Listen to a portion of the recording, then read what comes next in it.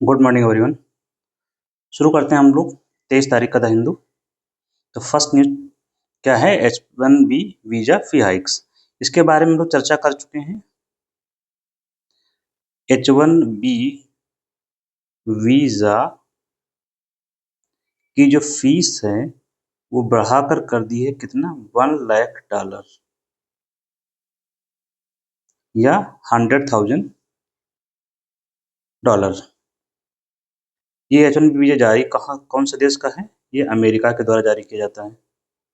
ये हम लोग चर्चा कर ही चुके हैं पिछले दिनों में।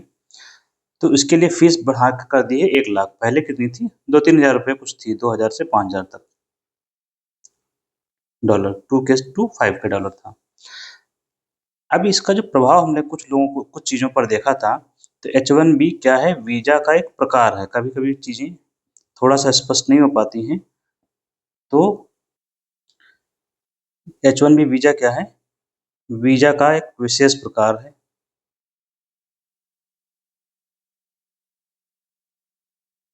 जो प्रोफेशनल्स को इशू करते हैं। शब्दों का खेल है, केवल प्रोफेशनल को जारी किया जाता है। प्रोफेशनल की जगह पर आपको मिल सकता है स्किल्ड वर्कर्स को जारी करते हैं।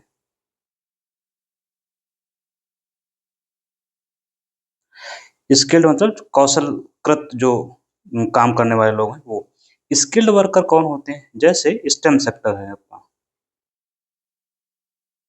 स्टेम क्या है? S for science, T for technology, E for engineering और एम फॉर मैथ्स। तो ये जो होते हैं सेक्टर, इनके लिए जो लोग इन क्षेत्रों में दक्ष होते हैं उनको H1B वीजा जारी किया जाता है। ये ब्रॉडर फील्ड्स हैं। इसके अलावा जो प्रोफेसर्स होते हैं, PhD स्कॉलर्स होते हैं, एकेडमिक्स होते हैं, उनको भी जारी किया जाता है। मेजर ये है, ठीक है। तो इनको जारी किया जाता है। ये लोग जाते हैं कहाँ? वीजा मिलता है तो अमेरिका में काम करते हैं। लेकिन यहाँ पर क्या है? काम तो करते हैं लेकिन इनको पैसा कम मिलता है। इनके वेतन जो होता है, सैलरी कम होती है। कम होती है तो ठीक है, किसकी तुलना में? अमेरिकन्स की तुलना में। मतलब एक अमेरिकन को जो सैलरी मिलती है उसकी तुलना में भारतीयों को सैलरी कम मिलती है। या यूं कह सकते हैं कि भारतीय कम सैलरी पर अमेरिका में काम करते हैं। तो इसलिए चूंकि हमारे जो लोग होते हैं, भारतीय लोग, जो भारतीय कामगार हैं, प्रोफेशनल्स हैं, भारतीय वर्कर, ठीक है, ये कम वेतन पर काम करते हैं। और जब ये कम वेतन पर काम करते हैं तो अमेरिकन्स को नौकरी नहीं मिलती। एक पक्ष ये भी है, यूएसए के जो नागरिक हैं उनको नौकरी नहीं मिलेगी। ये फिर क्या होंगे? इनका रोजगार, बेरोजगारी बढ़ेगी यहाँ पर। ये कंसर्न बताया गया था अमेरिका के द्वारा। लेकिन इसका दूसरे तीसरे एस्पेक्ट्स और क्या हैं? चूंकि ये जो प्रोफेशनल्स होते हैं इनको हायर करती हैं कंपनियां, अमेरिका की कंपनी, अमेरिका की, और इनको सप्लाई जो किया जाता है, आपूर्ति हमारे भारत की कंपनियां करती हैं। कौन कौन सी कंपनी है? जैसे हमारी विप्रो है, TCS है। तो ये जो मुख्य कंपनी है दो, और भी एक दो कंपनियां हो सकती हैं, बट फॉर एग्जांपल, तो जब वे वीजा फी हाइक हुई तब क्या हुआ? इनका जो स्टॉक प्राइस है, इनके जो शेयर की मूल्य है वो घट गए, और इसकी वजह से निफ्टी में घटोतरी हुई। निफ्टी का एक घटक है IT, निफ्टी IT, इसमें भी घटोतरी हुई। क्यों? ऐसा क्यों हुआ? क्योंकि जो वीजा फी बढ़ी उससे जो विप्रो TCS के जो लोग हैं वहां पर जा रहे थे काम करने के लिए, वो अब नहीं जा पाएंगे। इसका मतलब क्या होगा? इसका लाभ कम होगा। व्यापार नहीं होगा तो लाभ कम होगा, लाभ कम होगा तो शेयर प्राइस कम होगा। क्यों? क्योंकि लाभ कम हो रहा है ना। किसी भी इन्वेस्टर्स को लाभ नहीं होगा तो क्या करेगा? पैसा निकालेगा, सस्ते बेच के भाग जाएगा। इसलिए स्टॉक प्राइस कम हो जाता है। ये आपका पढ़ा। स्टॉक एक्सचेंज पर क्या प्रभाव है वो हमने देखा, एक। दूसरा, ये भारत के स्टॉक पर, एक और भी अ, हम लोग 23 की चर्चा कर रहे हैं, 24 वाले में न्यूज़ था, ओईसीडी का बयान था इसी पर। क्या? हाई स्किल्ड वर्कर्स, उच्च कौशलीकृत जो वर्कर्स हैं, काम करने वाले लोग हैं, उनसे प्रभाव पड़ेगा किस पर? अमेरिका पर। ये भी वहाँ का जो है रिपोर्ट में कहा गया है। हाई स्किल्ड वर्कर पर का अमेरिका पर प्रभाव क्या है? क्या पड़ेगा जो वीजा फी इन्होंने बढ़ाई है? चूँकि ये बहुत ही उच्च कौशल होता है इनके पास में, और उच्च कौशल और ये उच्च कौशल की कमी को पूरा करते हैं। अमेरिका में उच्च कौशल की कमी को पूरा करते हैं। एक, वीज़ा की वजह से। दूसरा रीज़न हो सकता नहीं है, विश्व के जो टैलेंटेड लोग हैं, केस अच्छा आप का लगाएँगे तो विश्व का जो टैलेंटेड पूल ऑफ वर्कर्स है, टैलेंटेड पूल ऑफ वर्कर्स का हिंदी में सीधा-सा मतलब ये है कि जो सबसे अधिक बुद्धिमान हैं, टैलेंटेड हैं। विश्व के जो टैलेंटेड पूल ऑफ वर्कर है, उसको अट्रैक्ट करता है, को आकर्षित करता है अमेरिका। कैसे? इसी वीज़ा के द्वारा, H-1 वीज़ा द्वारा। अब सोचिए इनका जब वहाँ पर ये लोग काम कर रहे हैं अमेरिका में, तो अमेरिका की अर्थव्यवस्था में बहुत बड़ा योगदान इनका होता है। अर्थव्यवस्था में योगदान बेहद महत्वपूर्ण होता है। कम दाम पर विश्व का सबसे बेस्ट क्वालिटी का जो टैलेंट होता है वो इनके यहाँ काम करता है। तो योगदान में, अर्थव्यवस्था में योगदान बहुत ज़्यादा है, और अगर ये लोग नहीं जाएँगे तो क्या होगा? अर्थव्यवस्था नेगेटिवली अफ़ेक्ट होगी, मतलब अर्थव्यवस्था में कमी आएगी। तो इसको ब्रेन ड्रेन भी कहा जाता है। भारत के संदर्भ में हम जब चर्चा करते हैं तो भारत से कहते हैं ब्रेन ड्रेन हो रहा है। ब्रेन ड्रेन का मतलब भारत का जो ब्रेन है, मतलब जो टैलेंटेड लोग हैं, वो बाहर चले जा रहे हैं। कहाँ? विशेष रूप से अमेरिका या वेस्टर्न कंट्रीज़ में। एक ये भी इससे जुड़ा हुआ कंसर्न है। अब भारत के पास अवसर है कि इन लोगों को अगर रोक पाते हैं, हम इनको अच्छा रोज़गार दे पाते हैं, तो भारत की अर्थव्यवस्था में बड़ा योगदान ये लोग करेंगे। कौन? जो H-1B वीज़ा लेकर वहाँ जा रहे थे और अब नहीं जा पाएँगे इसकी वजह से। तो ये हो गया कंसर्न H-1B वीज़ा का। नेक्स्ट न्यूज़ क्या है? बाकी भारत के संदर्भ में आप जान ही रहे हैं, H-1B वीज़ा की फ़ी बढ़ गई है तो भारत के लोग वहाँ नहीं जा पाएँगे। कारण क्या है? भारत के लिए कंसर्न क्यों है H-1B वीज़ा का? एक और पॉइंट अगर लिख लेते हैं इसमें, कि ये लॉटरी सिस्टम से निकालते हैं एक तो, लॉटरी सिस्टम से, और जितना भी लॉटरी निकलता है ना उसके 70% लोग भारतीय होते हैं। 70% लोग भारतीय, मतलब 70% भारतीय होते हैं उसमें, जो वहाँ जाते हैं H-1B वीज़ा पर। इसलिए इसका प्रभाव भारत पर ज़्यादा पड़ने की उम्मीद है। नेक्स्ट हम लोग को देखते हैं, नंबर ऑफ पोल्यूटेड रिवर्स।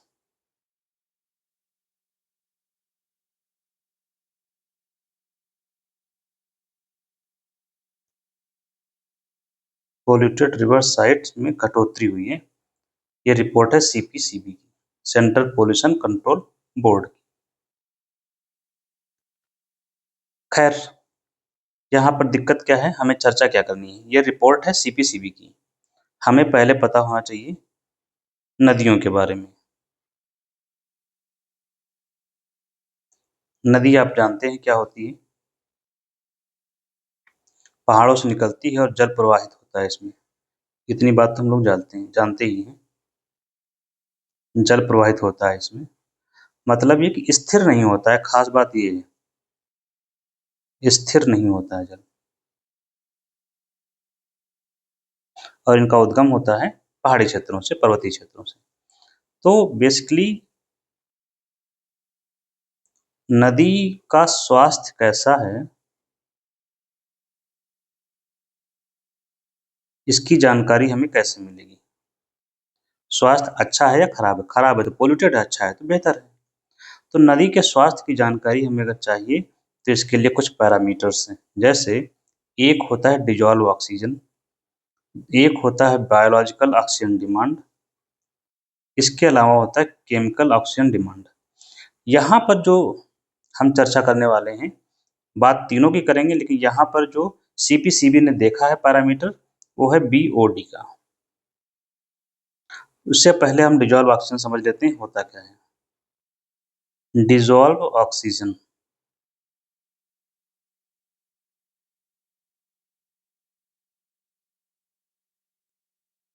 नाम में ही साफ-साफ लिखा हुआ है।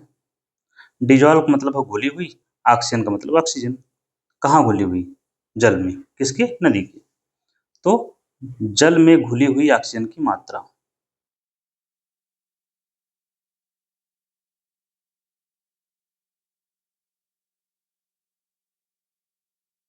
ये हो गई डिज़ोल्व ऑक्सीजन। ये इतनी महत्वपूर्ण क्यों है? हम लोग जानते हैं कुछ जीव रहते हैं जल में, जिनको हम लोग जलचर बोलते हैं। कुछ होते हैं जल और स्थल दोनों पर चलते हैं, जो उभयचर कहलाते हैं या एम्फीबियन कहलाते हैं। इन दोनों में कोई भी हो, चाहे एम्फीबियंस हो या जल में रहने वाले प्राणी, दोनों ही को क्या चाहिए होता है? ऑक्सीजन। किसके लिए? श्वसन के लिए।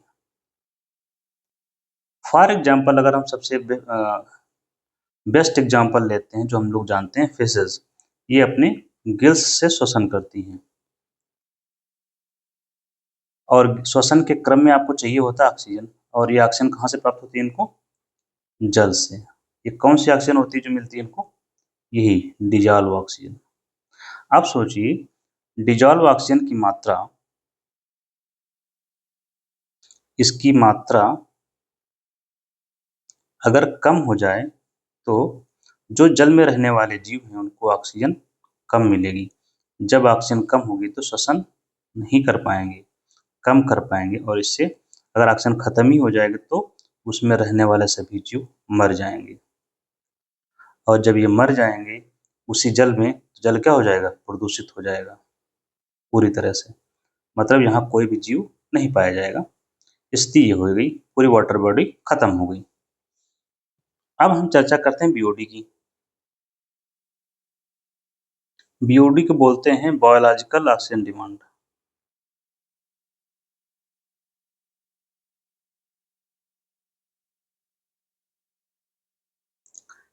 जैविक ऑक्सीजन आपूर्ति, आपूर्ति नहीं, मांग। जैविक ऑक्सीजन मांग। इंग्लिश में ही समझेंगे तो बहुत अच्छे समझ में आ जाएगा इसमें। पहली बात है इसमें डिमांड। डिमांड का मतलब है जरूरत, मांग।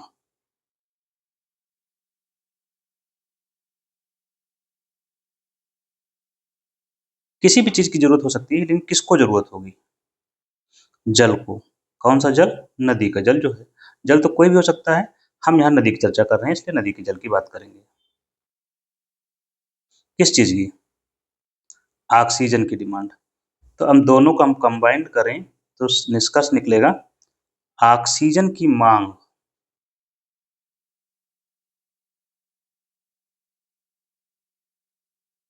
किसको? नदी को, नदी के जल को। किस बात के लिए? किस बात का जवाब आपको यहाँ से मिलेगा? बायोलॉजिकल से। बायोलॉजिकल का मतलब होता है बायोलॉजिकल, जैविक। जैविक पदार्थ। जैविक पदार्थ में क्या आते हैं? जो कार्बनिक पदार्थ हैं सारे, वही आपके आते हैं यहाँ पर। अब आप सोचेंगे कार्बनिक पदार्थ क्या होते हैं जिनका अपघटन हो सकता है? जैसे आपके पेड़, पौधे, पत्ती, ह्यूमन, जो भी आप सोच सकते हैं सब हैं इसमें। जिनमें जीवन होता है वो कार्बनिक होते हैं। ठीक है, पेड़ पौधे हैं, ह्यूमन है, सारे लगभग कार्बनिक पदार्थ में आ जाएंगे। और अच्छे शब्दों में समझना है तो कार्बनिक, जो जिनमें कार्बन पाया जाता है अधिक मात्रा में, कार्बन और हाइड्रोजन वो हैं, या जिनका अपघटन हो सकता है। ठीक है, तो इस जैविक पदार्थ की बात कर रहे हैं। अब हम इन दोनों को अगर मिक्सअप कर दें तो निकाल सकते हैं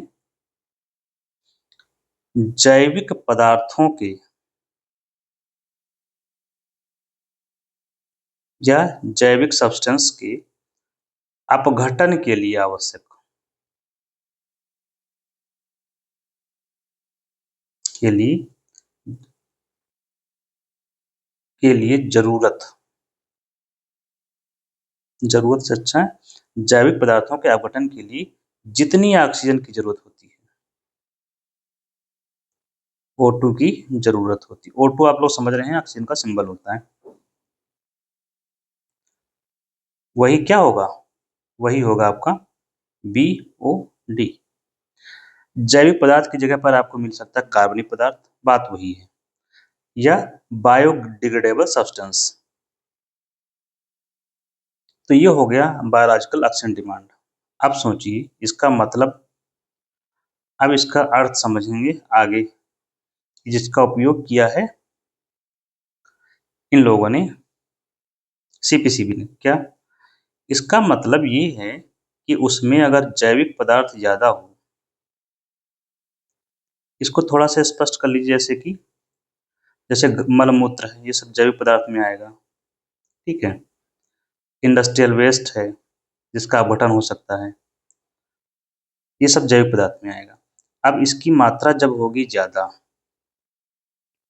जैविक पदार्थ की मात्रा ज्यादा होगी तो इसके अपघटन के लिए ऑक्सीजन भी ज्यादा चाहिए, और जब ऑक्सीजन ज्यादा चाहिए तो BOD क्या होगा, वो भी ज्यादा होगा।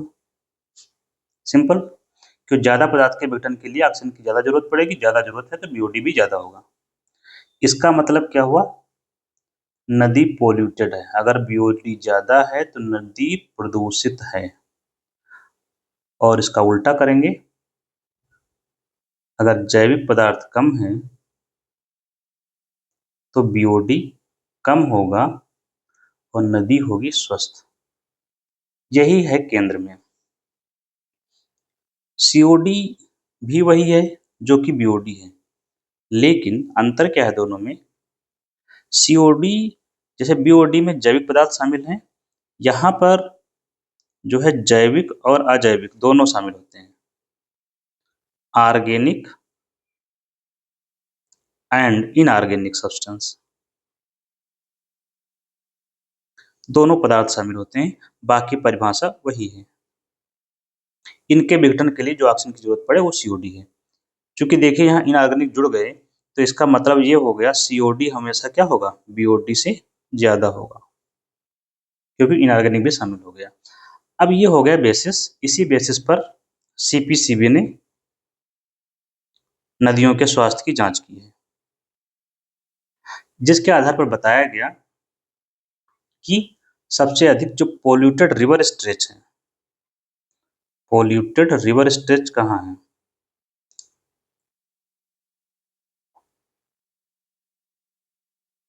सबसे ज्यादा।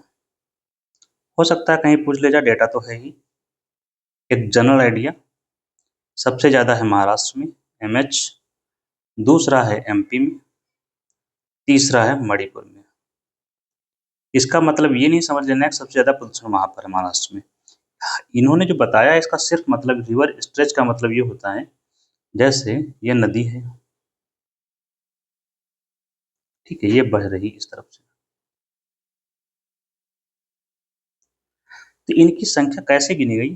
जैसे मान लीजिए कि एक पॉइंट ये है ए, यहाँ पर टेस्ट किया BOD ज्यादा मिला, इस पे चेक किया ज्यादा मिला, C पर चेक किया ज्यादा मिला। अब यहाँ से यहाँ तक ज्यादा था तो ये पूरा यहाँ से एक स्ट्रेच काउंट करेंगे, मतलब एक लोकेशन इससे इसके बीच में BOD ज्यादा है। फिर मान लीजिए यहाँ से यहाँ ज्यादा मिला तो दो हो गए, ऐसे करके संख्या काउंट की है इन लोगों ने। तो जब ये स्पेसिफिक पूछा जाए पोल्यूटेड रिवर स्ट्रेच, तो आपको जवाब देना है ये वाला।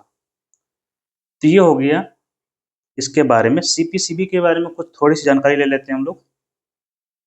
Central pollution control board,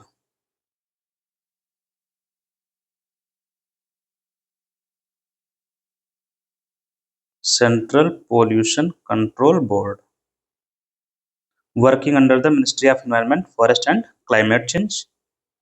statutory body है ही।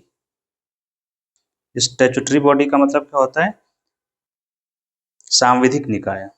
मतलब इसका मतलब है जिसका गठन एक कानून के तहत किया गया हो, वो होगा स्टैट्यूटरी बॉडी। और गठन कौन से कानून के तहत किया गया है? तो एक अधिनियम है,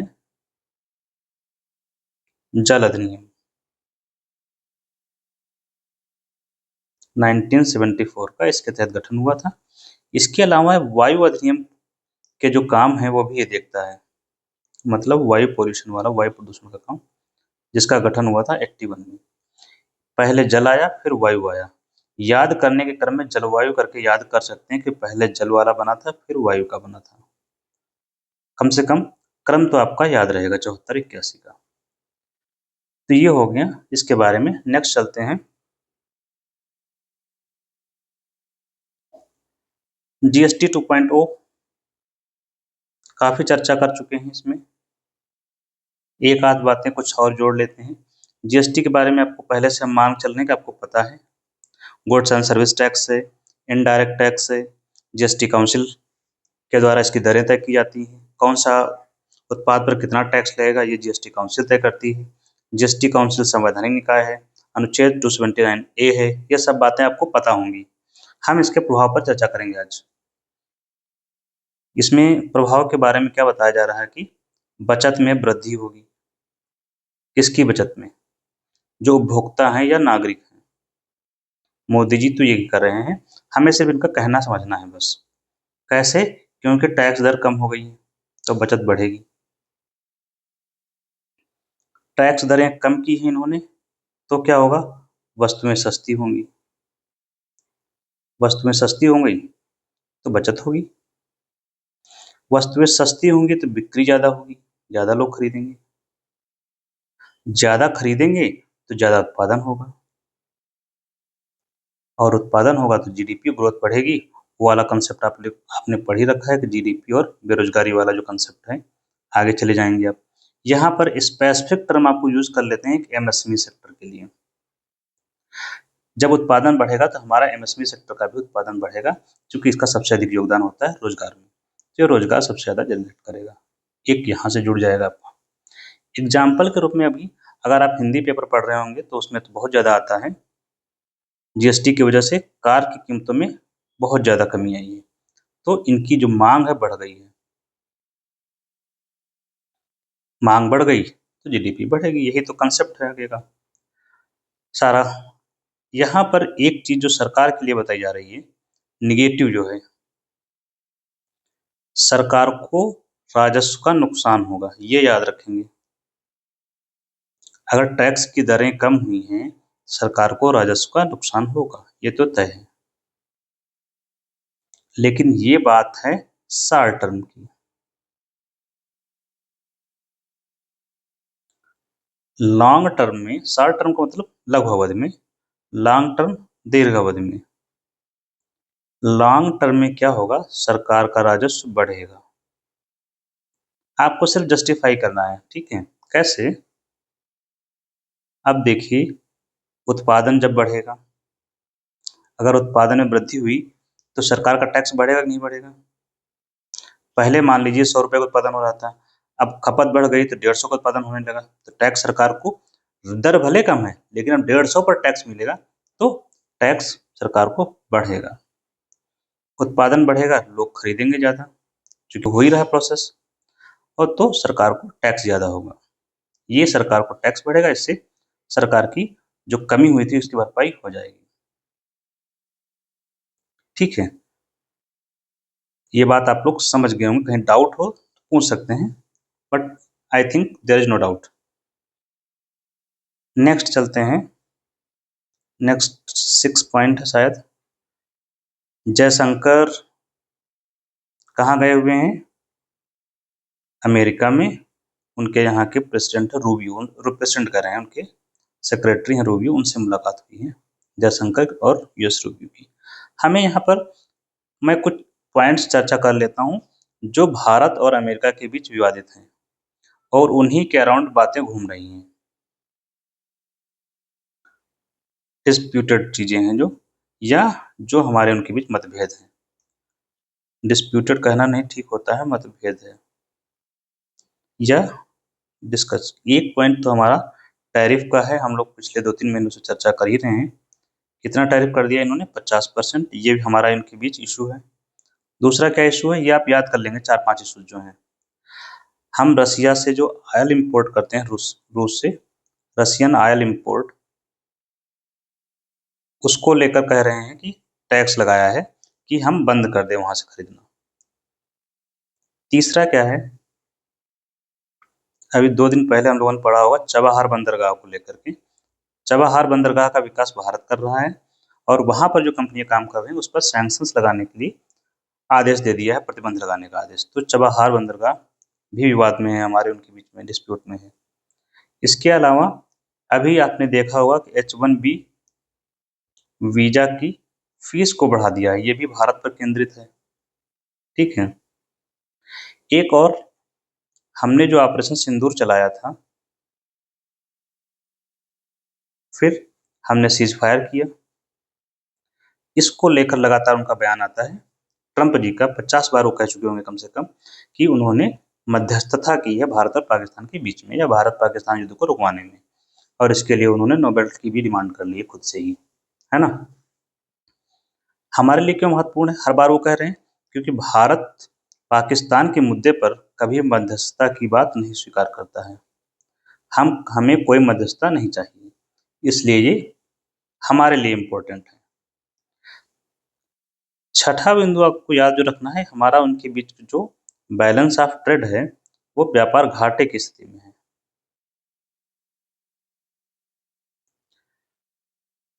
किसका व्यापार घाटा? हमारे लिए तो सरप्लस में है, ये अमेरिका के लिए है, हमारा तो सरप्लस है। ये बिंदु हैं जो आप याद रखेंगे, लगभग इन्हीं बिंदुओं पर चर्चा होगी जब भी कोई मीटिंग होती है इस समय करंट में जो है। आगे बढ़ते हैं हम लोग। India not importing corn.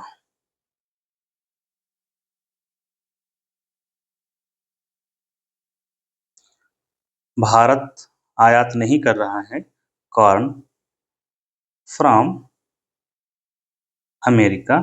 Reason क्या है?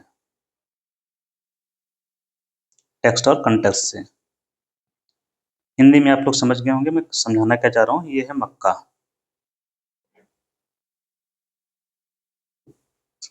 इसके दो भाग करते हैं हम लोग और समझते हैं क्यों हम नहीं करना चाहते इंपोर्ट, सीधी और सरल बातों में।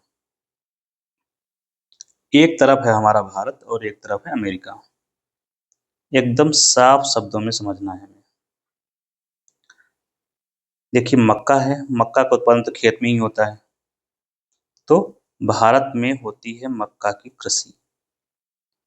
मक्का की कृषि कौन करता है? किसान करते हैं। ये बेसिक बात है बट बताना जरूरी है हमारे लिए क्योंकि लिंकेज होगा। ठीक है, सारी खेती किसानी करते हैं, जो खेती करते हैं वो किसान होते हैं, वो भी बात सही है। तो मक्का की कृषि किसान करते हैं, और जब ये मक्का की कृषि होती है तो मक्का का उत्पादन जो होता है, उत्पादन होता है भारत में कम। कुल उत्पादन, उत्पादन भी कम है और उत्पादकता भी कम है। उत्पादकता का मतलब क्या होता है? हम यहाँ पर प्रति हेक्टेयर उत्पादन की बात कर रहे हैं। आप लोगों ने सुना होगा बीघा वगैरह सुना होगा, जैसे बीघा है, कट्ठा है। ठीक है, तो एक कट्ठे में उत्पादन कम हो रहा है तो कट्ठे में उत्पादकता कम है, प्लस लागत हमारे यहाँ ज्यादा है। अब जब लागत ज्यादा है इसका मतलब क्या होता है? किसानों को जो प्राइस मिल रहा है वो लाभ कम मिलता है, लाभ किसानों को लाभ उतना नहीं मिल पाता है। एक बात तो ये हो गई। दूसरा, मक्का का जो उपयोग है हमारे लिए,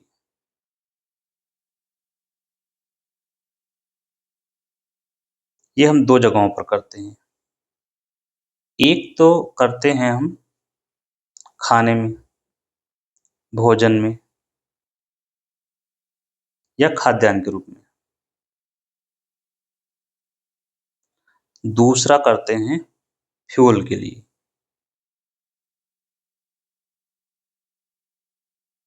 ईंधन हेतु करते हैं। अब ईंधन हेतु करते हैं तो कैसे? इस मक्के से हम बनाते हैं एथेनॉल। क्या बनाते हैं? एथेनॉल। और इस एथेनॉल को मिलाते हैं किसमें? अब आपको टॉपिक याद आना चाहिए E20 पेट्रोल का, जो हमने पिछले महीनों में डिस्कस किया था, याद होगा। E20 पेट्रोल क्या होता है? पेट्रोल में 20% एथेनॉल। एथेनॉल का सूत्र है C2H5OH। इस उपयोग में हम करते हैं। ये तो हमारा उपयोग हो गया। हमारे यहाँ अब चूंकि दो जगहों पर उपयोग होता है तो किसानों को तुलनात्मक रूप से तो लाभ मिल जाता है, कम से कम दो जगहों पर यूज हो रहा है तो लाभ मिल जाता है। अभी क्या है, अमेरिका के बारे में जानेंगे, आपको स्पष्ट हो जाएगा कि हम क्यों नहीं करना चाहते। तो अमेरिका जो है वहां भी होती है मक्का की खेती।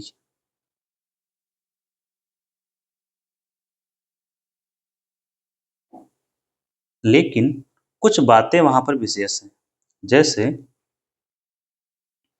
मक्का की जो कृषि करते हैं वो पूंजीवादी व्यवस्था में है। पूंजीवादी व्यवस्था में है मतलब कैपिटल इंटेंसिव है।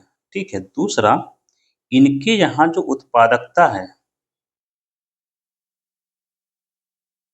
वो बहुत ज्यादा है। और उत्पादन क्या है? उत्पादकता ज्यादा है, उत्पादन ज्यादा है, दोनों चीजें। और हो सकता है किसी का क्षेत्र अगर छोटा है तो उत्पादन तो कम हो जाएगा, लेकिन इनके यहाँ के जो होल्डिंग्स हैं, लैंड होल्डिंग्स, ये कुछ बातें एकदम पकड़ के रखेंगे। लैंड होल्डिंग्स का आकार बहुत बड़ा है। अब लैंड होल्डिंग का जब आकार बड़ा होता है, एक होता है, सोचिए, एक ये आकार है मान लीजिए और एक ये आकार है।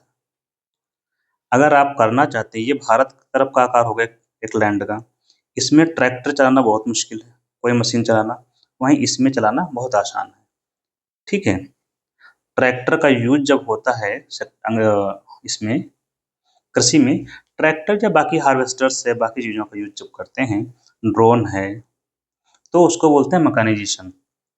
तो यहाँ पर लैंड होल्डिंग का जो आकार है वो बड़ा होने की वजह से 100-100, 200 एकड़ का है, इसकी वजह से यहाँ पर कृषि का यंत्रीकरण बहुत ज्यादा है। मैकेनाइजेशन, कृषि का यंत्रीकरण ज्यादा है। अब जब इतनी चीजें वहां ज्यादा हैं, उसमें एक और पॉइंट जुड़ जाता है जो सबसे ज्यादा जरूरी है। वो क्या है? वहां पर जीएम क्रॉप का इस्तेमाल करते हैं। जीएम फसल, मक्का की जीएम फसल उत्पादन होता है। अब देखिए, सबसे ज्यादा जरूरी, हमारे यहाँ जीएम फसल नहीं है। जीएम फसलें आप जानते हैं क्या होता है? जेनेटिकली मॉडिफाइड फसलें। GM for genetically modified crop. और ऐसी फसलों का जो उत्पादन होता है वो अधिक होता है, प्रति हेक्टेयर उत्पादन अधिक होता है, क्योंकि इनकी उत्पादकता अधिक होती है। अब इन दोनों को जब जोड़ेंगे, ये सारे फैक्टर्स जोड़ लीजिए इनके, अमेरिका के, तो इसका परिणाम जानते हैं क्या होगा? इनका मक्का का जो कीमत होगा कम होगा। अब सोचिए, इनकी मक्का की जो कीमत है वो कम है। अब इनका मक्का भारत मंगा लीजिए। अब इनका मक्का भारत मान लीजिए कि आयात कर लेते हैं। अब भारत जब आयात करोगे तो एक तरफ होगा हमारा छोटा वाला भुट्टा, जिसकी कीमत मान लीजिए कि 20 रुपए है। इनकी कीमत होगी 10 रुपए, क्योंकि इनका कास्ट कम लग रहा है, उत्पादन ज्यादा है। तो ये भारत का जो कॉर्न है वो ना बिक के किसका कॉर्न बिकेगा? ये वाला बिकेगा, क्योंकि हम स्वदेशी की बात तो करते हैं लेकिन खरीदेंगे नहीं, क्योंकि सस्ता है, बाजार चलता है लाभ पर। ये बिक जाएगा इनका बाजार में, और हमारा क्या होगा? नहीं बिकेगा, और या इसको कहें कम बिकेगा। आज जब नहीं बिकेगा या कम बिकेगा तो सोचिए इसका जो उत्पादन कर रहे हैं कौन? किसान। उनका नहीं बिकेगा तो उनको क्या होगा? नुकसान होगा। तो हमारे किसानों को बड़े पैमाने पर नुकसान होगा और किसान गरीबी में चले जाएंगे। इनका बिक जाएगा तो पैसा हमारे देश से बाहर जाएगा और अमीर कौन होगा? अमेरिका। तो ये है पूरी इसकी गणित जो आपको समझनी चाहिए थी। अब हम लोग आगे बढ़ते हैं 25 तारीख के लिए। जो 25 तारीख का द हिंदू है उस पर चर्चा करते हैं।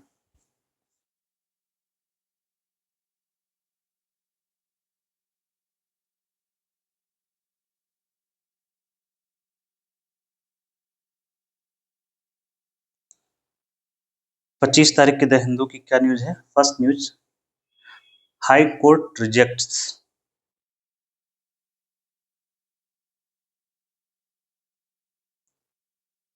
एक्सप्ली।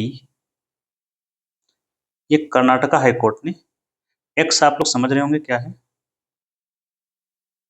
ट्विटर का नाम बदला गया था, उसका नाम रखा गया था एक्स। ठीक है, तो ट्विटर को हम बोल सकते हैं या सोशल मीडिया प्लेटफॉर्म है या सोशल मीडिया वेबसाइट है। प्लेटफॉर्म या वेबसाइट। और सोशल मीडिया प्लेटफॉर्म्स के नाम हमें पता हो, जैसे व्हाट्सएप है, जैसे इंस्टा है, जैसे टेलीग्राम है, जैसे ट्रू है जो ट्रम्प जी यूज करते हैं। ऐसे बहुत सारे, आपका एफबी हो गया। ये हो गए सोशल मीडिया प्लेटफॉर्म्स या वेबसाइट्स। इनके माध्यम से हम क्या करते हैं, जहाँ पर हम बहुत सारा काम करते हैं। जैसे यहाँ पर हम पोस्ट डालते हैं। पोस्ट क्या होता है? कुछ ऐसा और इस पर कुछ कंटेंट लिखा होता है ना। इसके अलावा हम वीडियो डालते हैं मुख्य रूप से, प्लस कुछ लिखते भी हैं। आप लोग समझ रहे होंगे कि क्या समझाने का प्रयास मैं कर रहा हूँ। इन सभी चीजों को क्या बोल सकते हैं हम? ये क्या कर रहे हैं, अपने विचारों को अभिव्यक्त करते हैं। विचारों की अभिव्यक्ति है। अब सोचिए किसी ने वीडियो बनाया डांस करने का, डांस कर रहा है, तो वो अपने डांस की अभिव्यक्ति कर रहा है, अपने जो मन की अभिव्यक्ति वो डांस के रूप में कर रहा है। कोई हो सकता है सिंगिंग का वीडियो बनाए तो गाकर अपनी अभिव्यक्ति कर रहा है। हो सकता है कोई वीडियो बनाए न्यूज का, तो वह न्यूज समाचार को प्रेषित करने कर अपनी अभिव्यक्ति कर रहा है, लोगों के विचारों को पहुंचा रहा है। ऐसे कुछ भी बना रहे हैं आप, इस एक्स वाई जेड कुछ भी हो रहा है यहाँ पर। आप कोई भी वीडियो है वो अभिव्यक्ति है उस व्यक्ति की। कोई कार्टून बना रहा है, कोई कुछ कर रहा है, ये सारी अभिव्यक्तियां हैं। अब ये जो अभिव्यक्ति है इस पर कंट्रोल किया जाता है अनुच्छेद 19 फर्स्ट ए के द्वारा। अनुच्छेद 19 फर्स्ट ए क्या कहता है? प्रत्येक व्यक्ति को अभिव्यक्ति की स्वतंत्रता है।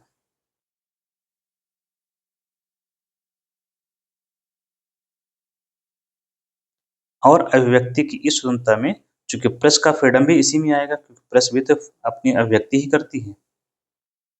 प्रेस फ्रीडम से लेकर ईच एंड एवरीथिंग सब इसी में आने वाली, जो ऊपर चर्चा की हमने।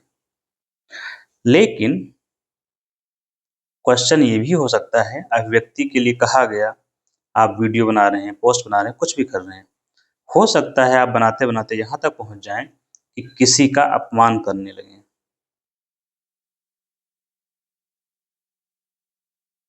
तो ये अभिव्यक्ति नहीं है, इसको रोका जाएगा। ये आपका फंडामेंटल राइट है, लेकिन जिसका अपमान कर रहे हैं उसका भी तो फंडामेंटल राइट है, तो ये क्या है, अनुमति नहीं दी जा सकती। इसके अलावा हो सकता है कुछ लोग बोलते बोलते भारत के टुकड़े होंगे हजार करने लगे, वो भी नहीं है। क्यों? क्योंकि भारत को टुकड़े नहीं हो सकते। भारत एक संप्रभु संपन्न देश है।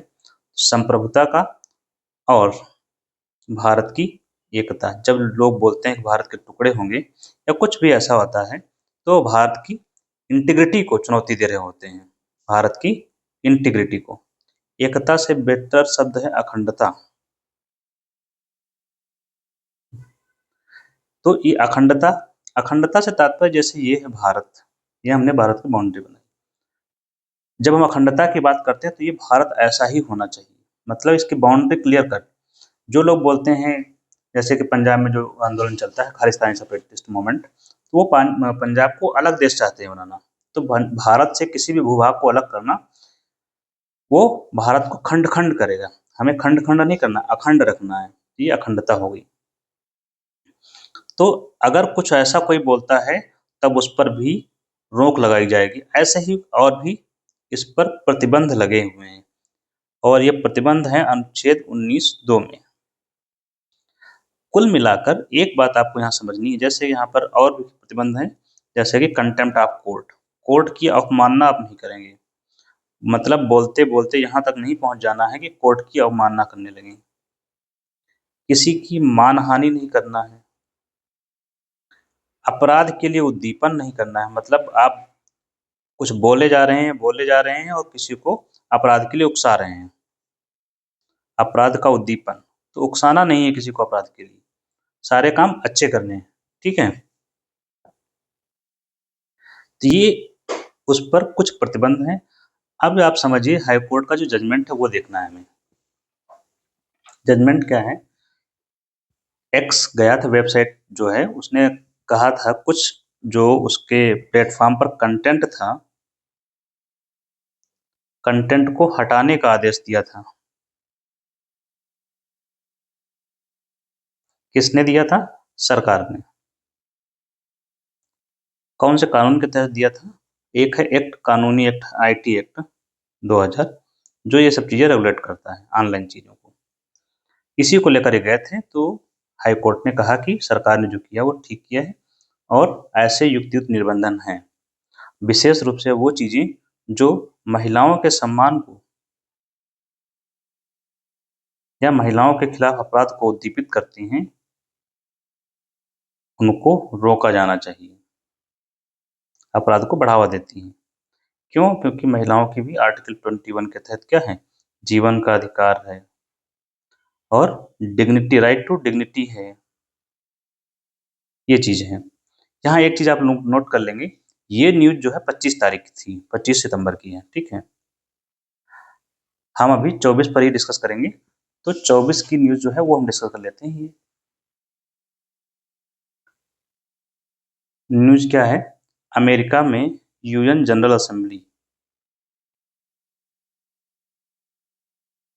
का सत्र शुरू हो गया है। यूएनजीए क्या है?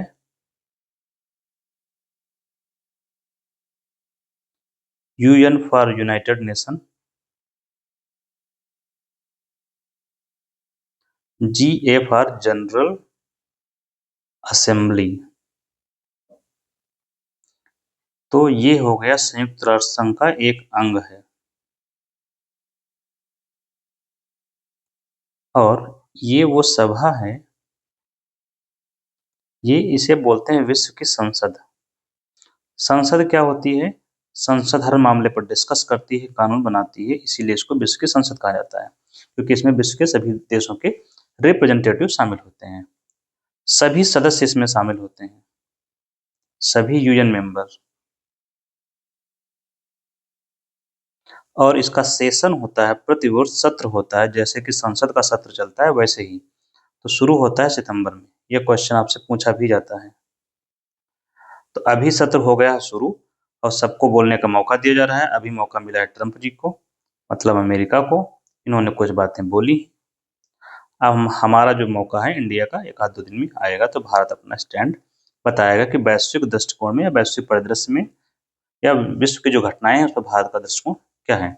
इस ट्रंप महोदय ने भारत को बोला, वही मीडिएटर वाला मुद्दा बोला है कि हमने मीडिएशन करवाया है, और बोला यूएन क्या है, प्रासंगिक नहीं है, या यह शांति स्थापित नहीं कर पा रहा है। ऐसा क्यों बोला है? क्योंकि ट्रंप जी का कहना है कि 7-8 बार तो हम रुकवा चुके हैं और यूएन कुछ नहीं कर पाया है। जैसे भारत का नाम आया, इंडो पाक का, ये वाला वार रुकवाया, थाईलैंड और कंबोडिया वाला वार रुकवा दिया इन्होंने, और इजराइल ईरान का रुकवाया। ऐसा इनका कहना है और इसके लिए डिमांड कर रहे हैं नोबेल मिले। ये बात आपके लिए सिर्फ जानकारी के लिए है, कहीं कोट नहीं करना है। हाँ, बट ये कह सकते हैं कि वार की बात वो कह ही रहे हैं। तो सेशन शुरू हो चुका है। यूएन का एक अंग है, यूएन की स्थापना आपको, अब ये है कहाँ पर? ये न्यूयॉर्क में है, इसकी बिल्डिंग। यूएन का अंग है, यूएन की स्थापना हुई थी 1945 में, ठीक है। कब? सेकेंड वर्ल्ड वॉर के बाद में की गई थी। संयुक्त राष्ट्र संघ के अंग कितने हैं? 6। नाम क्या है? एक तो जनरल असेंबली हो ही गया, दूसरा सिक्योरिटी काउंसिल, तीसरा ट्रस्टीशिप काउंसिल, चौथा इकोसोक,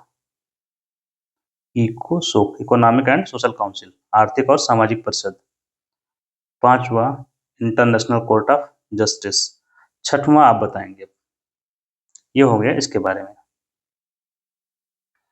नेक्स्ट क्या है? इसने क्या किया है? एयर स्पेस का वायलेशन किया है। कौन? रूस। तो उसी पर चर्चा हो रही है। आपको थोड़ा सा जानकारी होना चाहिए कि एयर स्पेस का मतलब दूसरे के एयर स्पेस में घुस जाना। एयर स्पेस का मतलब है जो ऊपर वायु वाली पट्टी है, मतलब ये जैसे कि भारत है तो इसके ऊपर जो वायु होगी वो भी भारत की है, तो यहाँ से कोई जहाज इधर नहीं आ सकता क्योंकि ये ऊपर तक हमारा है। तो इसने वायलेशन किया है रसिया ने। कहाँ कहाँ पर? पोलैंड में, और बेसिकली जो ईस्टर्न फ्रंट है, ईस्टर्न यूरोप है, वहां पर किया है। तो इसी का ये लोग विरोध कर रहे हैं, नाटो वाले। तो एक जस्ट सूचना के लिए है, आप थोड़ा सा याद रखेंगे बस। अगला न्यूज क्या है? नेशनल फिल्म फेस्टिवल अभी हुआ है।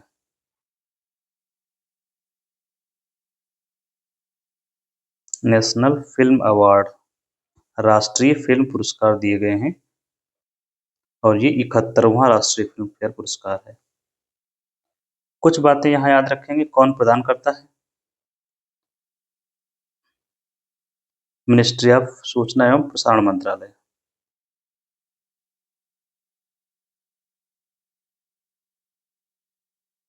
इसके द्वारा दिया जाता है। और देते कौन है? राष्ट्रपति के द्वारा प्रदान किया जाता है, क्योंकि सरकार का जो प्रतिनिधि है, सरकार के सारे काम है वो राष्ट्रपति के नाम से होते हैं, इसलिए राष्ट्रपति सारे काम करता हुआ दिखाई पड़ता है। तो देते राष्ट्रपति हैं राष्ट्रपति भवन में। अब इसमें जो पुरस्कार दिए गए, सबसे बेस्ट फिल्म कौन सी है? बेस्ट फिल्म है ट्वेल्थ फेल।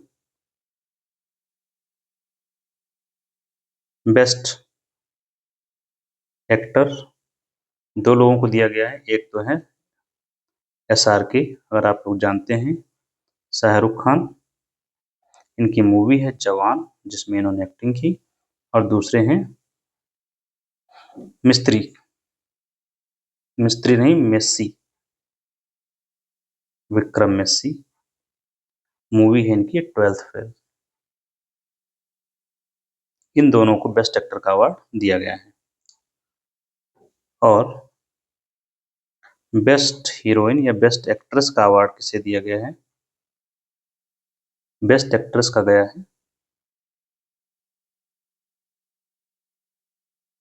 रानी मुखर्जी को।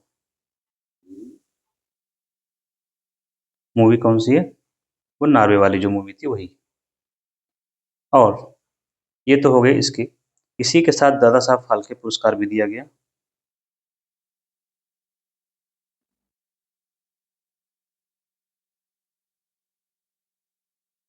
फाल्के पढ़िएगा, 2013, सॉरी 13 नहीं 23 का। किसे दिया गया है? मोहनलाल को। मोहनलाल एक्टर हैं, सुपरस्टार। कहाँ के? मलयालम सिनेमा के। मलयालम कहाँ की भाषा है? केरल की। तो वहाँ के सुपरस्टार इनको दिया गया है। और यह अवार्ड जब दिया जाता है तो एक शॉल, एक लोटस गोल्डन कमल दिया जाता है और एक पत्र, ताम्रपत्र, और 10 लाख रुपए। ये इनके जीवन भर के योगदान के लिए दिया जाता है। तो मोहनलाल जी को ये दिया गया और इस पुरस्कार की स्थापना हुई थी 1969 में। पहली बार दिया गया था देविका रानी को। तो ये दादा साहब फाल्के के बारे में कुछ बातें हो गई। नेक्स्ट न्यूज कौन सा नंबर है? 4 हो गया, 5 का है। 5 क्या है? एक नाम आया कोल्ड स्टार्ट।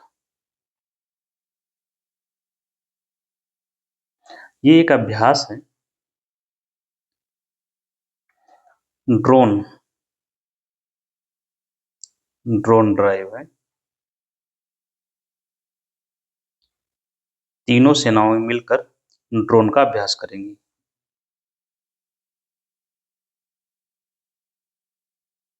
कहाँ पर हो रहा है? एमपी में, मध्य प्रदेश में। तो ये हो गया इसके बारे में। एक और चीज हम लोग चर्चा कर लेते हैं जो न्यूज में है। यूएनएफसीसी के बारे में कुछ बातें आई हैं।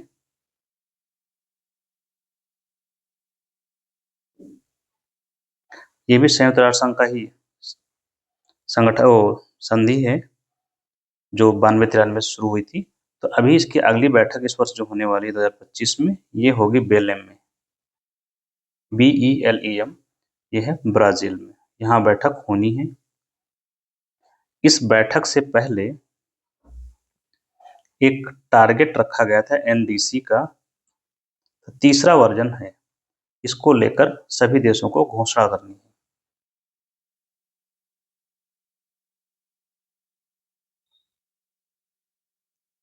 अपडेटेड टारगेट्स होंगे। NDC क्या है? Nationally determined contribution. Nationally NATIONALLY।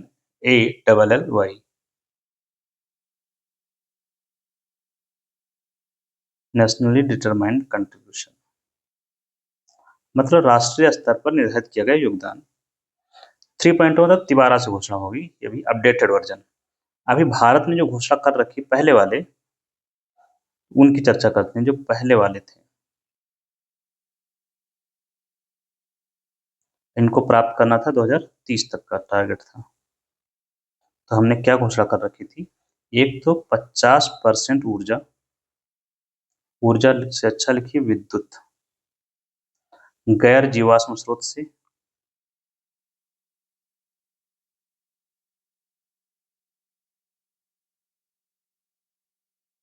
एक दूसरा था कि 2 बिलियन टन का कार्बन सिंक लगाएंगे।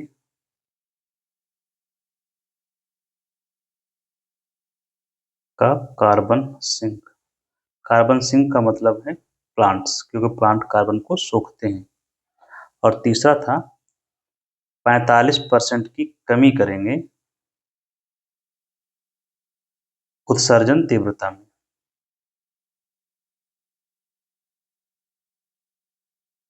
तो ये हमने पहला वाला तो प्राप्त कर लिया। अभी 50% विद्युत है।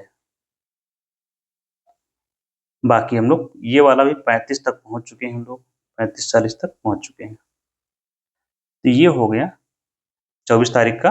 25 तारीख का हम लोग नेक्स्ट वीडियो में डिस्कस करेंगे। Thank you.